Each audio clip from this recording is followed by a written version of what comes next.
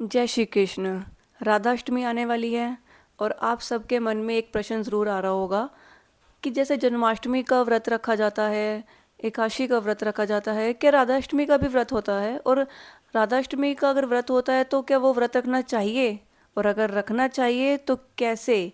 उसकी विधि क्या है? और इस साल किस डेट को राधाष्टमी आ रही है? तो चलिए आपके प्रश्नों का जवाब देते हैं। सबसे पहले जानते हैं कि हमारे किशोरी जू का प्रादुर्भाव हुआ कहाँ पर, उनकी जन्मस्थली कौन सी है।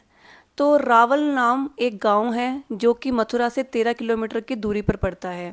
वहीं पर हमारी किशोरी जू वृषभानु जी को और कीर्ति मैया को एक कमल के पुष्प पर मिली और वृषभानु जी और कीर्ति मैया ने उन्हें अपनी पुत्री रूप में स्वीकार किया और बरसाना लेकर आए।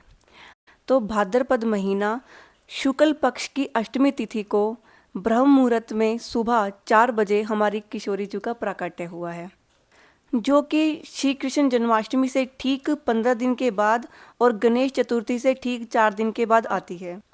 तो चलिए बात करते हैं कि राधा अष्टमी का व्रत रखना ज़रूरी है या नहीं। हमारे शास्त्रों के अनुसार जो भी व्यक्ति कृष्ण जन्माष्टमी पर व्रत रखता है और उसका व्रत तब तक पूर्ण नहीं माना जाता जब तक वो राधा अष्टमी का व्रत नहीं रखता।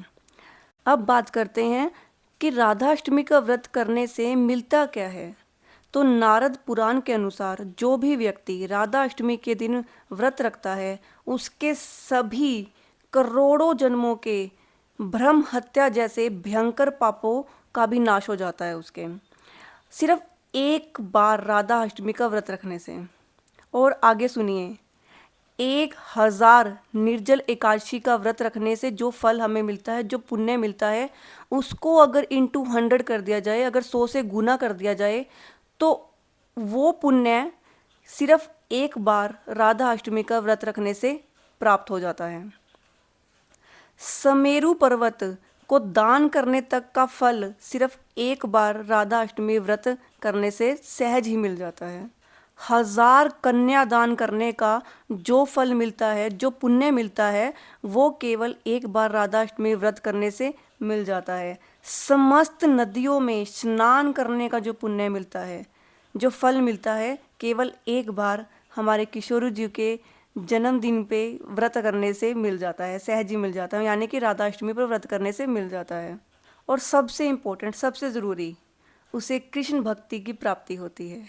जिन श्री कृष्ण को ऋषि मुनि हजार हजार साल तक तप करने के बाद भी, तपस्या करने के बाद भी प्राप्त नहीं कर पाते, उन श्री कृष्ण की भक्ति, उन श्री कृष्ण को सिर्फ एक बार राधा अष्टमी का व्रत करने से मिल जाते हैं।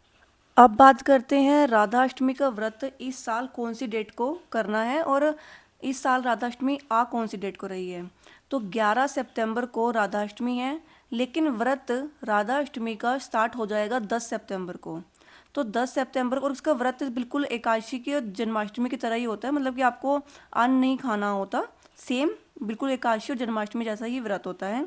इसमें आपको क्या करना है, सुबह उठना है 10 सितंबर को, सूर्योदय से पहले आपको उठना है, स्नान करना है। स्नान करने के बाद आपको किशोरी जू को पंचामृत से स्नान कराना है, उनको नए वस्त्र, नया श्रृंगार उनका करना है और आरती करके नाम जप करना है। नाम जप भी कर सकते हैं और आप राधा गायत्री मंत्र, और जिसको राधा अष्टमी मंत्र भी बोलते हैं, उसका भी आप जाप कर सकते हो। इसके बाद आपको किशोरी जी को भोग लगाना है और फिर अगले दिन यानी कि 11 सितंबर को सुबह 4 बजे तक आपको स्नान ध्यान करके हमारे किशोरी जी का पंचामृत से फिर से स्नान करना है और भोग सामग्री अर्पित करके उसी पंचामृत से अपना व्रत खोलना है।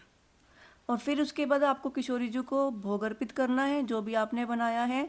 और फिर वो जब भोग, क्योंकि वो जब किशोरी जी उसका सेवन करेंगे तो वो प्रसाद बन जाएगा और उसी प्रसाद का फिर आपने सेवन करना है। तो इसी विधि विधान से आप राधा अष्टमी का व्रत कर सकते हैं। और आप सभी को राधा अष्टमी की एडवांस में ही हार्दिक शुभकामनाएं। आप सभी पर किशोरी जी की कृपा बरसे, क्योंकि वो बरसाना वाली है, वो कृपा बरसाती हैं। तो आप सभी पर किशोरी जी की कृपा बरसे और ठाकुर जी की भक्ति आप सभी के हृदय में प्रकट हो जाए। जय जय श्री राधे।